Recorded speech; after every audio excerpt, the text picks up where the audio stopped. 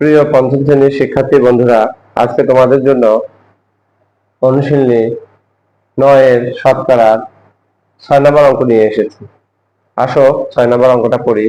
Bank থেকে ৫০,০০০ টাকা ঋণ নিয়ে ৮ বছর পর মোট ৯৮,০০০ টাকা মুনাফা ৯৮,০০০ টাকা পরিশোধ করতে হলো। আসলের উপর ব্যাংকের মুনাফার হার কত ছিল? ৫০,০০০ টাকা ঋণ নেওয়ার পর ৮ বছর পর ৯৮,০০০ টাকা পরিশোধ করছে। ৯৮,০০০ টাকা আছে মুনাফা, আসল সহ ৯৮,০০০ টাকা। আসলের উপর ব্যাংকের মুনাফার হার কত ছিল? তাই মুনাফার হার বাইর করতে গেলে আমাদেরকে মুনাফা বাইর করতে হবে। তাহলে আসো, দেওয়া আছে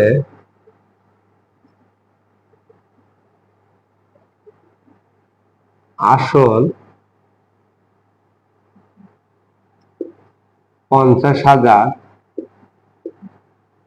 টাকা, মুনাফা আসল ৯৮,০০০ টাকা। মুনাফার হার বের করতে গেলে আমাদের মুনাফা বের করতে হবে। তাহলে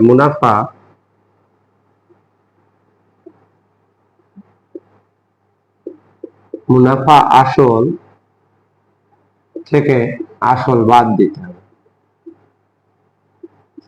তাহলে ৯৮,০০০ টাকা বিয়োগ ৫০,০০০ টাকা, তাহলে ৪৮,০০০ টাকা মুনাফা। মুনাফার হার বের করতে হবে। আমরা জানি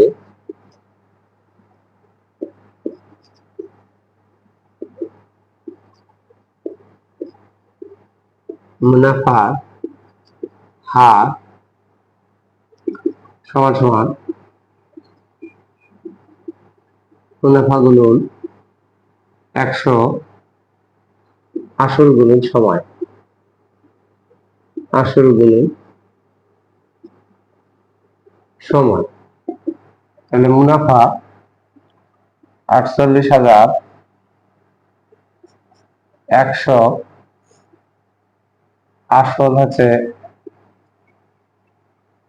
৫০,০০০, সময় হচ্ছে ৮ বছর। সময় ৮ বছর। তাহলে আমাদের সময় ৮ বছর। আসো ১০,১০,১০,১০ ২ শূন্য কাটা, এখান থেকে ২ শূন্য, উপরে ২ শূন্য। তাহলে আমাদের উপরে দাঁড়ালো ৪৮০,